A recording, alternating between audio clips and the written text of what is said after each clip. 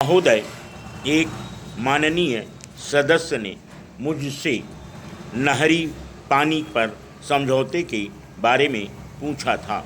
मोटे तौर पर यह विश्व बैंक के 1954 के प्रस्ताव पर आधारित है, जिसकी मुख्य विशेषता सिंध, झेलम और चिनाब का पानी पाकिस्तान के लिए, सतलुज, रावी और ब्यास का पानी भारत के लिए है।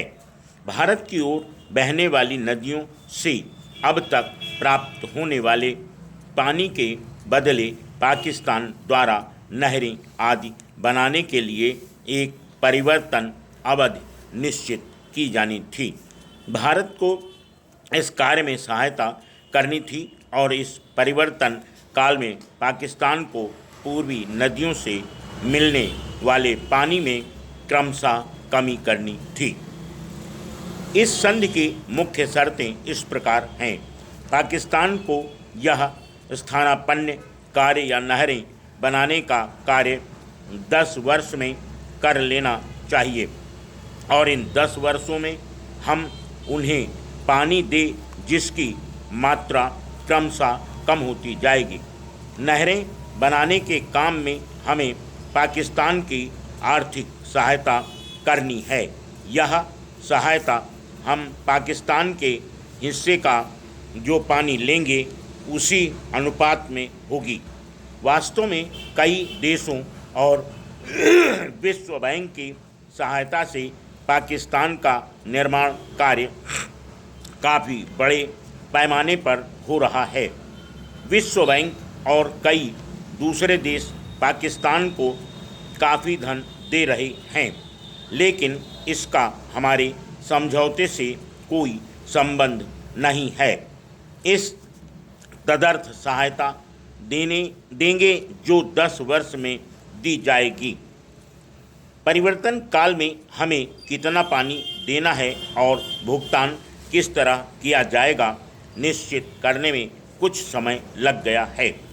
10 वर्ष की अवधि अप्रैल 1960 से शुरू होती है, जिस दिन यह संधि लागू हुई थी। यह अवधि पाकिस्तान के अनुरोध पर 3 वर्ष और बढ़ाई जा सकती है। अवधि में बढ़ोतरी होने पर पहले वर्ष में हमारे अंशदान में 5%, दूसरे वर्ष में 10% और तीसरे वर्ष में 16% की कमी हो जाएगी। 10 वर्ष की अवधि मोटे तौर पर 2 चरणों में बांटी जाएगी, 1960 से 66 तक और 1966 से 70 तक। पूर्वी नदियों से भारत द्वारा पाकिस्तान को दिए जाने वाले पानी में परिवर्तन काल में निरंतर कमी की जाएगी। उनकी शहरों आदि के लिए भारत की कोई जिम्मेदारी नहीं होगी। पाकिस्तान के साथ इस समझौते के संबंध में एक प्रश्न को बहुत लोगों को परेशान कर रहा है। यह है कि इस योजना या क्रियान्वयन होने पर राजस्थान नहर पर क्या प्रभाव होगा। Full stop. नेक्स्ट। महोदय, इसके बाद इसकी क्षमता इस प्रकार बढ़ाने का प्रस्ताव है कि लगभग 1970 तक नहर 18,500 क्यूसेक पानी ले जा सके। इस पूरी अवधि में हम राजस्थान नहर को दिए जाने वाले पानी की मात्रा क्रमशः बढ़ाने की कोशिश कर रहे हैं।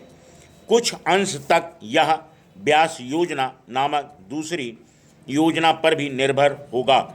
यद्यपि इस अवधि में राजस्थान नहर को बढ़ा हुआ पानी मिलता रहेगा, लेकिन पूरी मात्रा में पानी ब्यास योजना पूरी होने पर ही मिलेगा।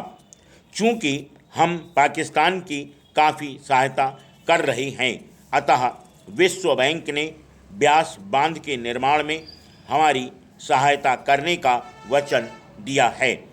संधि में एक स्थायी सिंधु आयोग की व्यवस्था है, जिसमें भारत और पाकिस्तान के आयुक्त होंगे। संधि संबंधी सब मामलों के प्रति प्रत्येक आयुक्त अपनी सरकार का प्रतिनिधि होगा और संधि के कार्यान्वयन से संबंधित सब मामलों में नियमित संपर्क सूत्र का काम करेगा। स्थायी सिंधु आयोग दोनों पक्षों के मतभेदों को दूर करने के लिए प्राथमिक कार्यवाही करेगा। संधि में एक निष्पक्ष विशेषज्ञ की भी व्यवस्था है जिसके समक्ष तकनीकी मतभेद समाधान के लिए प्रस्तुत किए जाएंगे।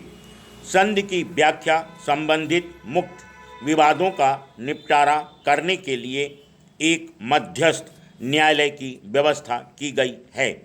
मोटे तौर पर यह स्थिति है। यह वास्तव में एक अद्वितीय अवसर और स्मरणीय दिन है।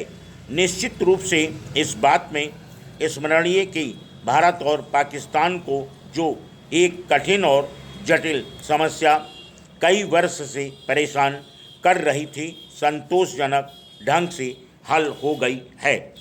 यह इसलिए भी स्मरणीय है क्योंकि यह हमारे दोनों देशों के और दूसरे देशों तथा अंतर्राष्ट्रीय बैंक के सहकारी प्रयास का असाधारण उदाहरण है। राष्ट्रपति महोदय और अंतर्राष्ट्रीय बैंक के प्रतिनिधि मैं भारत की ओर से आपको बधाई देता हूँ। मैं जानता हूँ कि आपने पिछले वर्षों में कितना परिश्रम किया है। हर प्रकार की कठिनाइयों के अतिरिक्त आपके धैर्य और दृढ़ता पर मुझे आश्चर्य हुआ है। यह समझौता स्मरणीय है क्योंकि इससे पाकिस्तान और भारत में बहुत बड़ी संख्या में लोगों को, किसानों और दूसरे लोगों को राहत मिलेगी। अनेक वैज्ञानिक सुधारों के बाद भी हम सब अच्छी मिट्टी और अच्छे पानी पर निर्भर हैं और इन दोनों के मेल से किसान और संबंधित देश खुशहाल होते हैं। हमने सिंधु नदी तंत्र के पानी को सर्वोत्तम ढंग से इस्तेमाल करने की कोशिश की। फुल